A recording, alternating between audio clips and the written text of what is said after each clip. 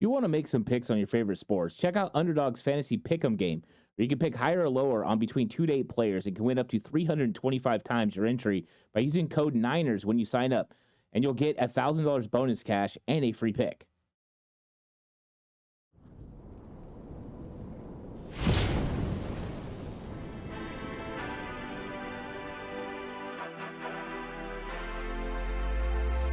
From the alley-oops at Keysar to the glory days at the stick. From who's got it better than us to brick by brick. It's always the 49ers way, from off-season to game day. Yeah, we talk back. It's the 49ers Cutback.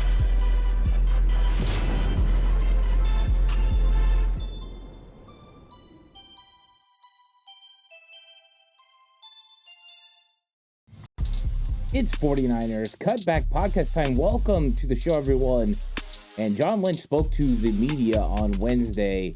There's a lot of new information that I think we can surmise. And I think a lot of people are saying, hey, it's just the same old, we already know about this. But I did think there was a few details here and there that were kind of interesting. And I think that just getting some clarity from John Lynch, sometimes hearing it from the horse's mouth, it does a lot to go ahead and illustrate where exactly the 49ers are.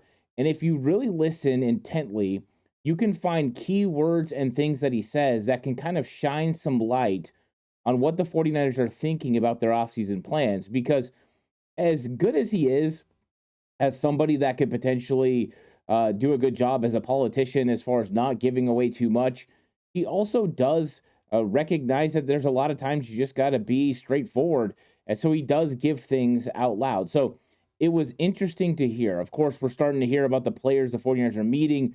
Those are really exciting news as well. But, I mean, he went down the full gamut as people were asking questions. You wanted to know about Brandon Aiyuk. He had something about that. Christian McCaffrey, Trent Williams, George Kittle, Brock Purdy, Deebo Samuel, Dre Greenlaw, Jake Moody. And, I mean, it was just a constant, sort of communication about each individual person. And I think it did give some clarity. So we're going to go through all of that in this episode because I think it's important to realize where we're at. And of course, all the news started coming out yesterday. Of course, the new coaching hires, changes for the 49ers. But you started hearing about players potentially getting released, other players becoming available in trade. It's when the things start happening. The NFL Combine is when general managers are all in one location and they're able to communicate. All the agents are there. Everyone is talking about what could happen and what would work out. So this is a hotbed for information, and it's such a fun time because it really does kick off, even though this is a draft event, it really does kick off the free agency and the offseason as well, because there's a lot of free agency work that's going to get done during this period.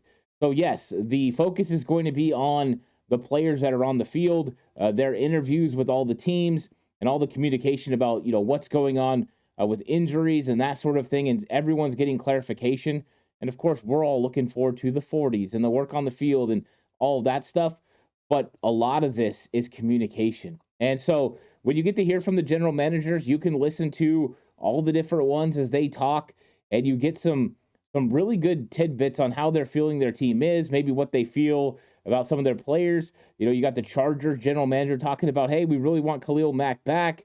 And Joey Bosa, we want him to retire a Charger. We know he wants to retire a Charger, but we've got to figure a couple things out. Yeah, I know what he's got to figure out. $36 million in cap space this season, and they save $25 million if they cut him. Those are the types of things you're getting from these guys. So it's real interesting. We're going to get into those topics in 1 second. Please like and subscribe to the channel if you haven't already. If you're listening audio platform, 49ers Cutback on Believe Network, please give it a 5-star rating. And if you are going to bet with Bet Online. Bet Online is the world's most trusted betting platform, your number one source for online betting in 2025. Whether a seasoned fan or a first-time bettor, Bet Online is your ultimate game day companion.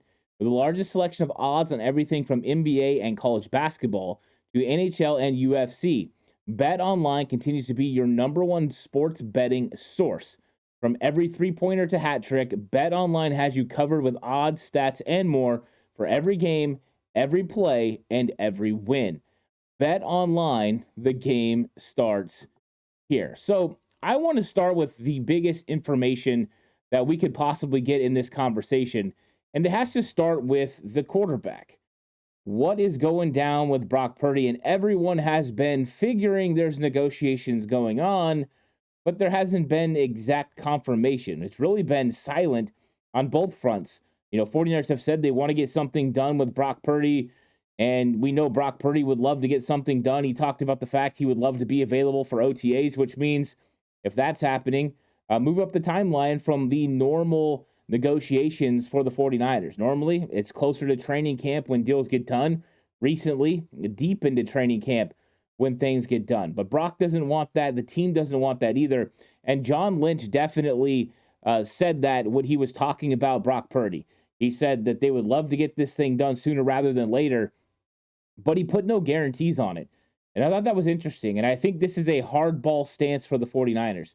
And there's interesting that this week there was conversation that the 49ers weren't really happy with a couple of their recent contract negotiations and how they ended up. And of course, that's Nick Bosa, who is the highest paid player that's not a quarterback, a non-quarterback in the league. He's making $34 million per year.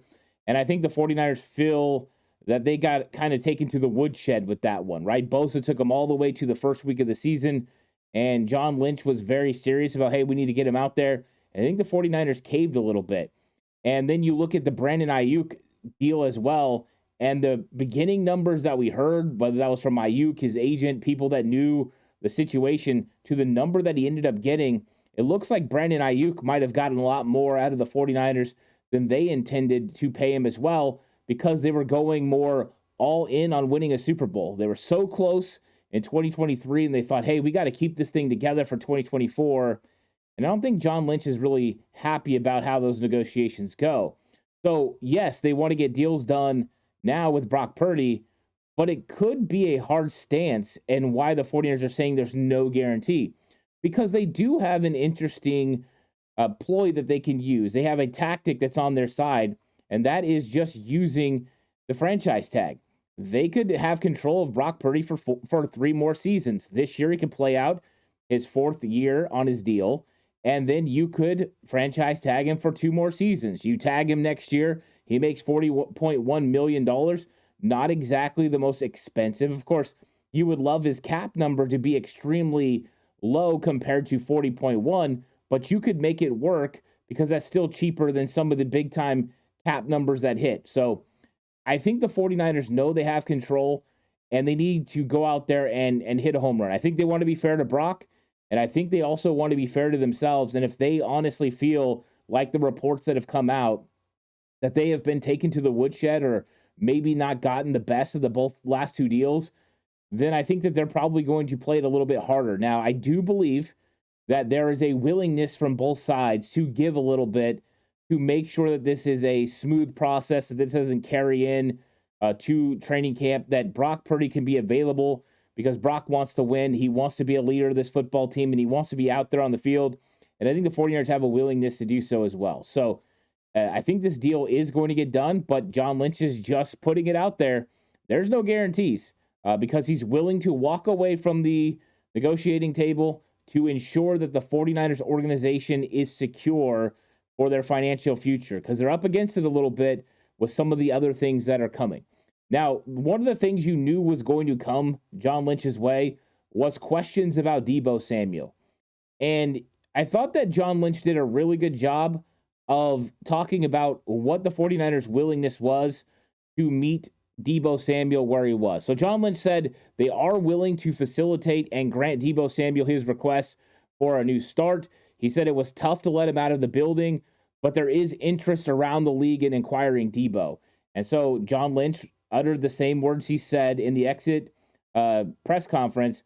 We're not in the business of letting really good players go, but we have, mutual respect. We are under an understanding with Deebo Samuel, and we'd like to facilitate and help him. He said there's some contractual stuff and some other things we got to work out, but they would like to help him out.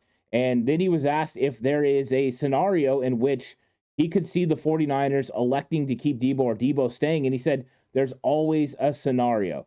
He went on to talk about how Deebo's one of his favorite draft picks because of his game-changing ability and the way that he can make something happen anytime he touches the ball. So it looks like Deebo Samuel is going to be on his way out. I think that's been pretty much everyone's mindset, from the time that Deebo requested the trade. I think that, we were all hoping that Deebo Samuel and the 49ers could come to some sort of a conclusion that worked for everybody. And we'll see what happens. We know that this is going to happen sooner rather than later. There is a time on this. There's a clock running out. The sands through the hourglass are slowly dissipating as we see March 22nd come up. Now, the good news for the 49ers, they can take this into free agency.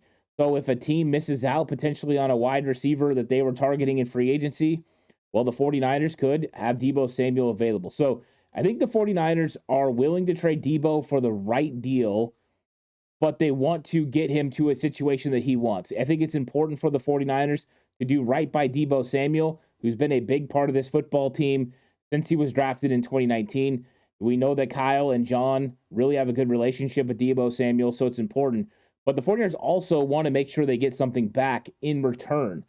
So trade is probably the priority right now.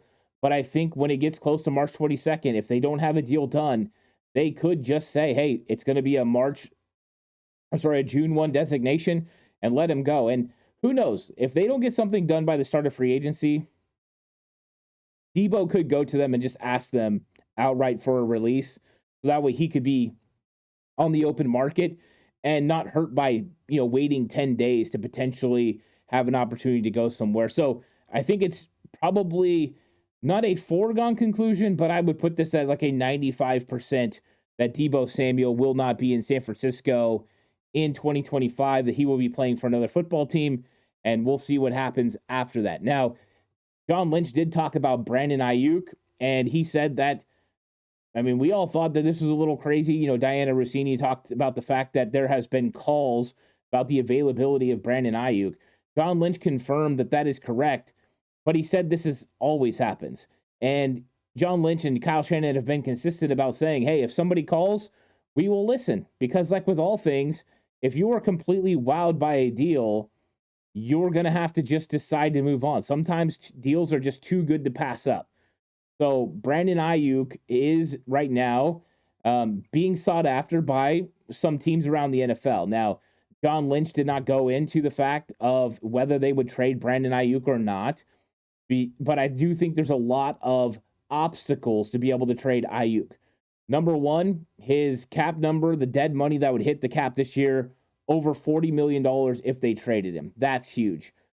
Second of all, the status of Brandon Aiyuk's knee and the recovery is still up in the air. Now, John Lynch said that coming up in March, there is going to be a benchmark situation for Aiyuk with the doctors, and they're hoping he's on track to meet that benchmark and continue his progress.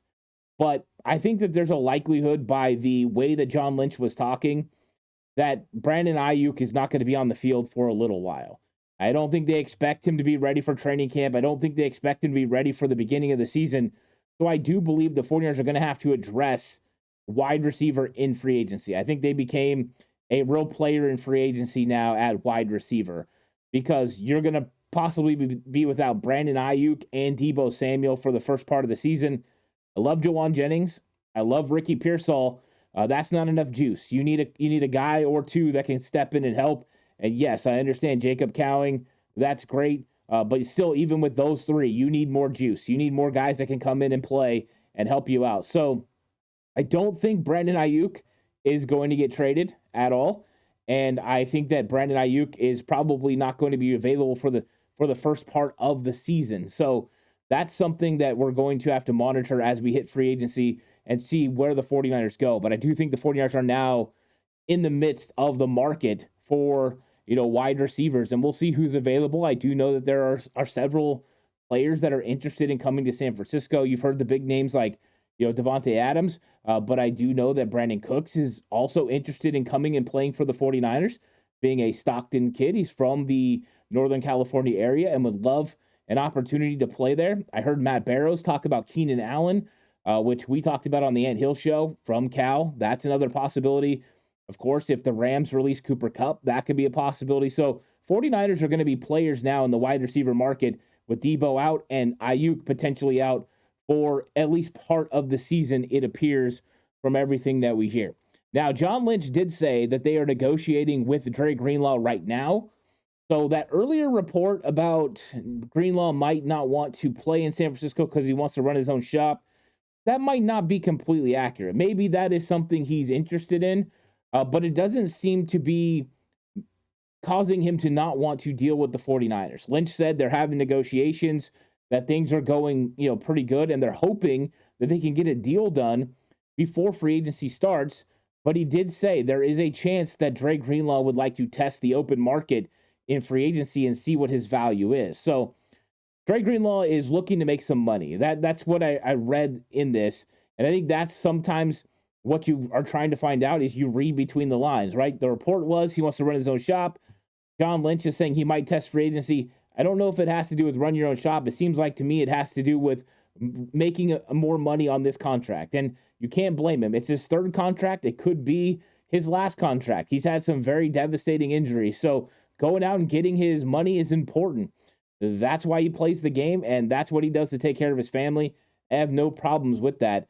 But I think the hope for the 49ers, and I think the hope for 49er fans, is that as we near March 10, that the 49ers and Dre Greenlaw come to an agreement on a contract.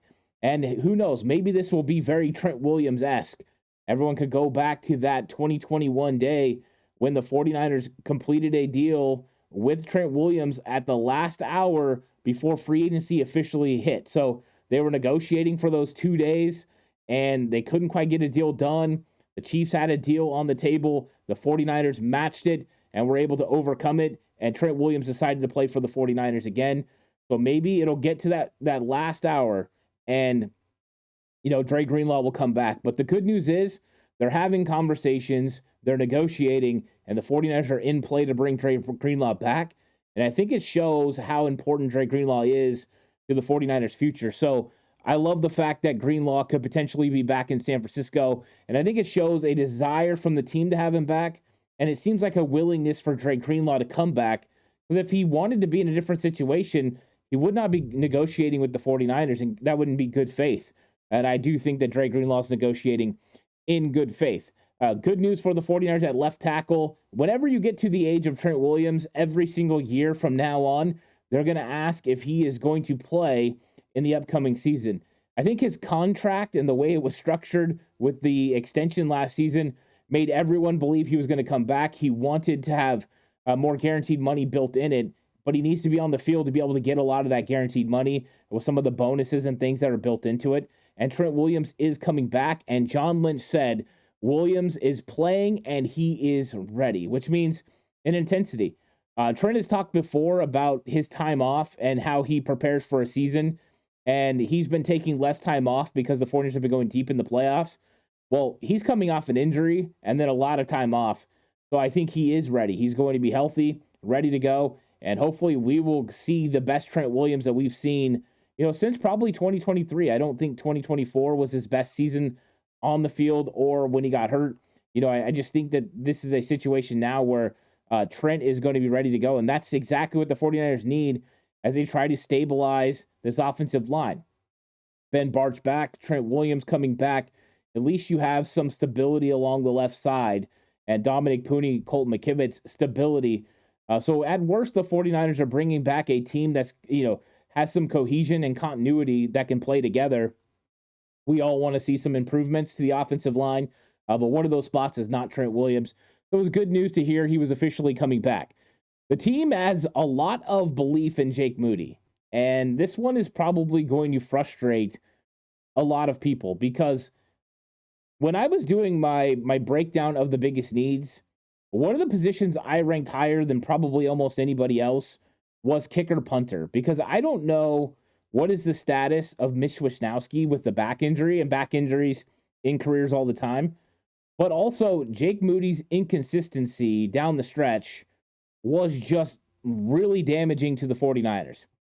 He caused them to lose field position. He caused them to lose points and he caused them to lose games. And you can't have that from your kicker, especially how many games they won having Robbie Gould be the consistency that Kyle Shanahan knew. Hey, from 46 yards in, you can go out there and kick it and make it every single time. From 50 yards, it might be a little bit more of an adventure. Robbie would make most of them, but there was just a consistency there. With Jake Moody, it's been inconsistent. Now, John Lynch said that a lot of the inconsistency probably had to do with the injury. At least that is what they are believing. Now, I would say this. I don't think the team gets anything from coming out here at the combine and saying Jake Moody was inconsistent. He's not good. He's in his head. I think it definitely goes a long way. John Lynch is doing the smart thing. If you're dealing with a guy that has a potential psyche problem, you continue to show confidence.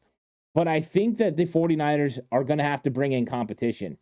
And they're going to have to push Jake Moody to the limit. So this might infuriate, frustrate, get a lot of people irritated with John Lynch's comments. But I think they are the necessary comments that you have to make about Jake Moody. You don't tear him down. I think that, jokingly, you go up to him and you say, hey, we're trading Deebo because of you. We want you to feel confident. Just kidding. But I think this is one of those situations where you make sure Jake Moody is the best Jake Moody he can be. So when he gets into competition, you have an opportunity. And how do I know they're going to have competition? They've already met with kickers at the East-West Shrine game, the Senior Bowl. They're doing their due diligence. There's going to be somebody that comes in. I don't know if I don't think it's going to be a big-time veteran. It's probably going to be somebody that's either a well-traveled veteran or it's going to be a young guy who's an undrafted free agent. We'll watch, see what happens with UFL. Lots of good kickers have come from there too, as soccer players have used that as a transition point to jump to the NFL. So some interesting things with Jake Moody, but I think it's like we always thought. They are going to have a competition when it comes to the kicker position because you just can't run the risk of going through the same thing with Jake Moody. So he's going to have to prove it out on the field. And I thought, he did a good job in his rookie season winning that role.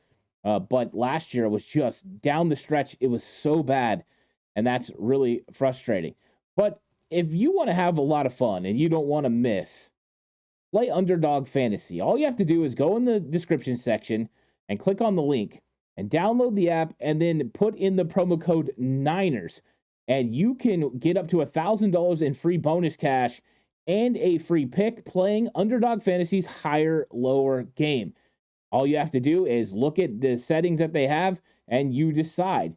You pick the player. You decide if they're going to have higher or lower points or higher or lower rebounds or higher or lower shots taken or goals made, depending on what sport you are playing. And you could win with Underdog's higher, lower game. Use the promo code Niners and play Underdog Fantasy today. So now that we're moving on from Jake Moody, there's a couple more interesting ones to talk about because when you're talking about certain players, it definitely gets your mind going. And I think one of the question marks has been Kyle Juszczyk. And a lot of people are talking about Juszczyk, and after last year, him taking the pay cut, he's going into the last year of his contract. What are the 49ers' feelings on Kyle Juszczyk?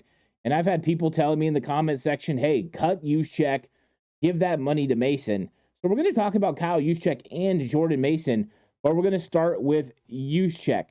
And so I think it's interesting, when you're talking about this to kind of get the player perspective and then get John Lynch's perspective. So at the end of the season, Kyle Juszczyk said there's a lot up in the air and who's going to be here, who's not, some contracts that need to be figured out.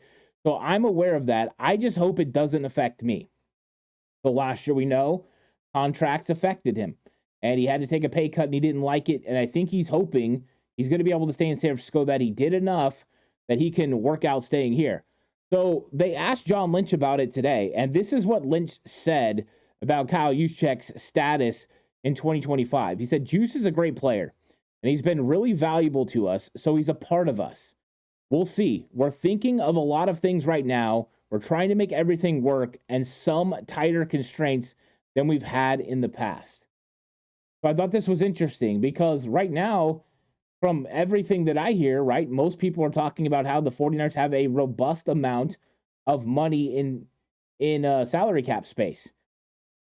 John Lynch is saying we're working under more constraints than normal. And I think what he's talking about is certain positions. I think you have certain positional constraints. You gave Christian McCaffrey a lot of money. So does that affect your fullback in Kyle Juszczyk? I do think that Juszczyk's contract is affordable enough that you could keep him, especially for one more year. I don't know if there's a fullback that can do the things that Kyle wants in his offense that you could find. You know, a lot of people are saying, hey, let's draft Tyler Warren. We could use him in a variety of different ways. I don't think he could beat Juice in year one. And I think they need Juice to a point. So it's interesting. I do think Kyle Juszczyk's going to be on the team, but I think John Lynch, you know, saying he's very valuable and he's a part of us is good. I think the part that gets everyone kind of up in the air about what's going to happen with some of these players, it says we're thinking of a lot of things right now. We're trying to make it work. And there's some tighter constraints that we've had in the past. That could mean some tough decisions for contracts. And that's exactly how the tie-in goes to Jordan Mason. When asked about Jordan Mason, John Lynch said he played really well. That's an interesting situation. There's decisions to make. You can low tender him. He wasn't drafted. So then you get nothing if someone makes him an offer and you don't match. So this is one of those things I've been talking about, right? So if you put an original round tender on him and somebody signs him and you don't match, you get nothing in return. Jordan Mason's just signed away. So somebody could come through. They know your salary cap situation. They load up a contract that doesn't meet what you're capable of doing, and they steal him. You know, sign him. They have a ton of cap space, so they give Jordan Mason $20 million in year one. You can't match it. Next year, his deal is worth $1 million, and they're sitting just fine because they had $70-80 million in cap space. I'm just giving it a gross example, right? It wouldn't be $20 million, but just giving you an example. And so that's one of the things teams can do. Now, John Lynch went on to say you can do the second round tender, which guarantees a lot more money to the player. So there's a bunch of different dynamics, or you can just agree to a deal. So a number of different options we're exploring. Lynch added Jordan played at a really good level when Christian was out, so we'll see where that goes. This is where I've been leaning towards potentially the 49ers trading Jordan Mason. I think putting a second round tender on him puts a value above what the 49ers are willing to pay for 2025 and those constraints. Bringing back Jordan Mason could cost you a guy like Kyle Juszczyk. And for some, they'd rather have Jordan Mason than have Kyle Juszczyk. And that is completely fine. I just don't think Kyle Shanahan believes that same exact thing. So putting a second round tender on him will pay him about $5 million or just around $5 million for this season. Now, John Lynch did put in the caveat there, hey, or you can just agree to a deal. That's true. You see, they worked out a deal with Ben Barch. Previous restricted free agents, guys like Colt McKivitz, they worked out a deal with him ahead of time. So they could work out a new deal with Jordan Mason that doesn't pay him that much, right? They did it, I think, with Jawan Jennings as well one year. Doesn't pay him the $5 million. You can kind of spread it out, but those are negotiations you have to have. And if you're going to end up having to put a second round tender on him, I think the 49ers will probably move on from Jordan Mason, get a mid-round pick in return. If you got a fifth-round pick for Matt Breida a while back, you probably can get at least a fifth-round pick for Jordan Mason, who showed a lot of physicality and some pretty good instincts when he ran. So he's a guy that can play in a multitude of different situations. It could be that, he gets traded. Now, another one that was talked about that hasn't really been on anyone's radar. I know I haven't been talking about him this whole offseason, but that's Drake Jackson. I mean, he missed the entire year. So we don't know exactly what we're going to get, but he had a bad injury.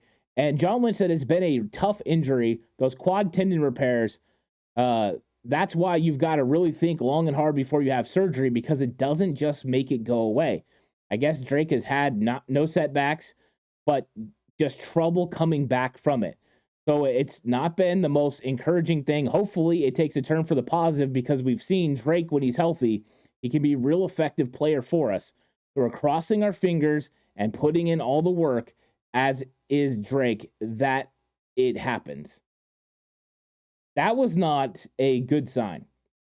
There is a chance that Drake Jackson is not playing football for the 49ers in 2025. Just the the facts that he talked about the surgery and there's no guarantees you're going to come back. He hasn't had setbacks, but he's having trouble coming back from it. Doesn't exactly scream that he's going to be ready for training camp or ready to produce. And so they're going to work, they're hoping, but I think everyone right now could just kind of put Drake Jackson on the back burner. Expect nothing of Drake Jackson and nothing of his potential to come help this football team. Kind of interesting to hear that Drake Jackson might not be available. Now, real quick, there was the conversation about the coaches. I want to bring that up a little bit. And one of the key factors was Mick Lombardi is taking over as quarterback coach, and everyone's asking the question, where's Brian Griese? Well, Brian Griese is doing, what was kind of expected. He had talked about the fact that he didn't know about the time constraints and what that would mean for coaching. And so it was something that he was going to have to figure out and how long he was going to be able to do it, or if he liked to do it as he came out of working in the booth and calling games. And John Lynch said that it was a family decision that Brian Griese decided to step away. He had agreed to give Kyle Shanahan a 3-year commitment. When Kyle Shanahan reached out to him about joining his staff, he did. He fulfilled that 3-year commitment, and now him and his family have decided that he's going to walk away from coaching from the time being. But John Lynch wouldn't go any further than that and wouldn't say, if or when Brian Griese was going to coach again. He thought that maybe there would be a desire down the road for him to coach again. But Brian Griese wasn't forced out. Brian Griese decided that he was going to step away, and that makes a lot of sense why he turned down the potential head coaching job with the Jets, which was more than likely actually an interview for like offensive coordinator or something like that. A lot of times they'll interview you as a head coach if they have an interest of putting you on staff. And so that's really what probably happened with him. Now, a couple of the notable ones, I'm sure most of you have heard it by now, but I thought one of the most notable ones was, of course, Mick Lombardi. And, he has been an offensive coordinator in this league for the Raiders. He also was a assistant quarterback coach with the New England Patriots in 2019. So it's not a position he hasn't worked with, but he's also been tight ends coach. He's been receivers coach, a lot of offensive experience. He also had stops in San Francisco working with Jim Harbaugh. So he's been around for a while. He knows what he's doing. And of course, Clay Kubiak, he's becoming the offensive coordinator. I thought that was really good as well. So 49ers definitely did a good job acquiring good coaches and continuing to build their coaching staff. A notable name that I think a lot of people are making a big deal out of Jake Lynch, getting an entry-level position at defensive quality control. And we know quality control coaches, they are grunts. They run around. They are putting stuff together for the coaches consistently. They're scouring tape. They're putting together paperwork. They're putting together their play sheets. Like, that's what they're doing with quality control. That's what that role is. So that's what he's going to be doing, but it's the next step in moving up to becoming a position coach. He coached last year as a grad assistant for Washington. So Jake Lynch moving into the 49ers coaching staff, and we'll see what happens with all of that. But lots of news coming out of Indianapolis for the scouting combine. As the week progresses, it's going to get into guys working out, and we're going to start getting numbers and hearing more about who's working or who's meeting with the 49ers. Just a few names that came out today. The 49ers are working with did meet with James Pierce Jr. They did meet with Walter Nolan. They did meet with Nick Squirton. So some of the names that we've been talking about, the 49ers have met with them. There's going to be plenty more too, and it's going to be a lot of fun. Thanks for watching. Please like and subscribe to the channel if you haven't already. Listening audio platform, 49ers Cutback on Believe Network. Please give it a 5-star rating. Of course, this episode is brought to you by Bet Online. The game starts here. I'll catch you guys in the next one. Until then, stay safe. Remember, the right way is always the 49ers way.